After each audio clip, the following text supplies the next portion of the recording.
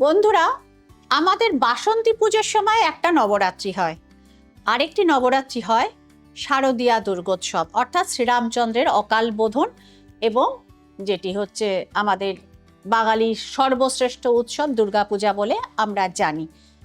কিন্তু বছরে আরো দুটি নবরাত্রি আছে, একটি হয় পৌষ মাসের শেষে এবং একটি হয় একদম এই সময় বর্ষা নাগাদ।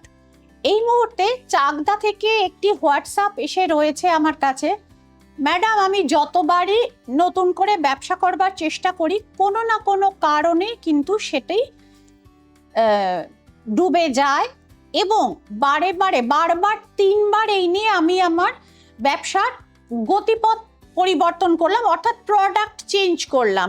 তা সত্ত্বেও সেই একই ঘটনার পুনরাবৃত্তি। প্রথমে শুরু হয়, শুরুতে বেশ কিছু ভালো কাস্টমার আমি পাই, তারপর সেটা তাদের মুখ থেকে আবার ছড়ায় এবং ধীরে ধীরে কাস্টমার সংখ্যা বাড়তে, তারপরেই যেন মোটামুটি 8-9 মাস পার করবার পরেই অদ্ভুত একটা ইউটার্ন, এবং আমার ব্যবসা ধীরে ধীরে বসতে থাকে এবং আমি আবার বিক্রি বন্ধ হয়ে আমার কিন্তু সেই মূলধনের টাকা চলে যায় এবং আমি ঋণগ্রস্ত হয়ে পড়ি। আপনি আমাকে জানাবেন যে এটা কেন হয় এবং এর প্রতিকার কি হতে পারে, সেই জিনিসটি কিন্তু আমাকে আপনি জানাবেন। তো নাম প্রকাশে অনিচ্ছুক এই ভদ্রলোকের আমি নামটা অবশ্যই আমি এক্ষেত্রে বলবো না।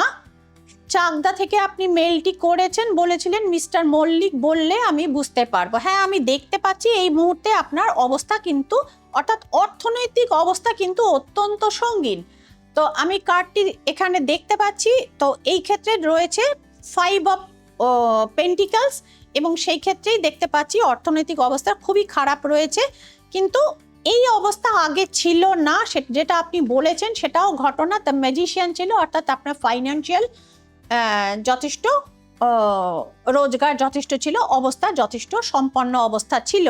কেন এরকম হলো, এবং আপনি এরকমও জানিয়েছেন যে দিদি আমার মাঝে মধ্যে মনে হয় যে আমি একদম সোজাসুজি ঝুলে পড়ি, সেইটাও দেখাচ্ছে। হ্যাংম্যান রিভার্স ট্যারো কার্ড এভাবেই কিন্তু কথা বলে। তো ডোন্ট ডু দ্যাট। আমি শুধু এটুকুই আপনাকে বলবো মিস্টার মল্লিক। হ্যাঁ, যে কারণে যেটা আপনি বুঝতে পারছেন না, আপনার বন্ধুর মধ্যেই লুকিয়ে রয়েছে শত্রু, অর্থাৎ যারা আপনার শুভাকাঙ্ক্ষী বা আপনার আত্মীয় পরমাত্মীয় বলে আপনি মনে করেন, সেখানেই কিন্তু গন্ডগোল। এবং আপনার অভ্যেসটা হচ্ছে আপনার হাতে যখনই টাকা পয়সা আসে আপনি লোকজন নেমন্তন্ন করে, নিজেও অর্থাৎ বলে না খেয়ে খাইয়ে মানে দুটোই ভালোবাসেন। তো সুতরাং আপনার থেকে এই মেসেজটা যখন যায় তখনই সাহেব বলেন ঈর্ষার সবুজ চোখ, ইভিল আইসটা গিয়ে সেখানে পড়ে, এবং কার্ডটা আপনাকে আমি দেখাচ্ছি, দ্য হাই প্রিস্টেস, অর্থাৎ সেই জায়গাতে রয়েছে এবং এই ঋণ থেকে ক্রমশ ঋণগ্রস্ততায় আপনি জড়িয়ে পড়েন। প্রশ্নটা হচ্ছে এখানে দুটি, অর্থাৎ ফার্স্টে আপনার এই ঋণ থেকে আপনি মুক্ত হবেন কি করে, নাম্বার 1, এবং নাম্বার 2, যে বন্ধুবেশী শত্রুরা আপনার চারিপাশে রয়েছে সেখান থেকেও আপনার একটি পার্মানেন্ট সলিউশন কিন্তু দরকার। তো প্রথমেই আপনাকে বলবো যে উজ্জয়িনীতে ঋণ মুক্তেশ্বর মহাদেব বলে একটি মন্দির আছে, বহু পুরনো।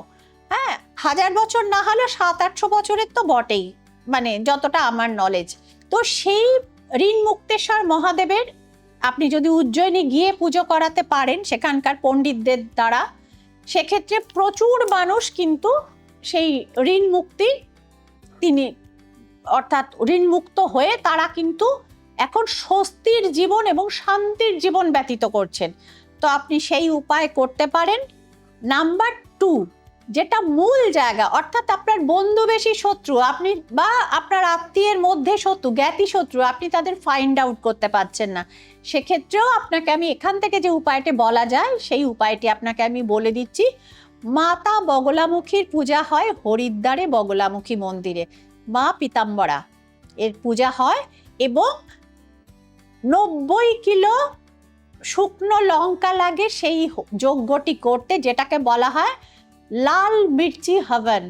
তো সেই লাল মির্চি হবন এই জিনিসটি করে প্রচুর মানুষ তাদের কোর্ট কেস, গুপ্ত শত্রুতা, তাদের সরাসরি ধরুন থ্রেটনিং মানে দিচ্ছে এরকম লোকের থেকে তারা পরিত্রাণ পেয়েছে এবং শত্রুতার হাত থেকে, এবং তারা যাদের মামলা মোকদ্দমাতেও, যাদের মানে মিথ্যা মামলাতেও যারা ফেঁসে গেছিলেন, সেইখানেও কিন্তু তারা কিন্তু রিলিফ পেয়েছেন সেখান থেকে।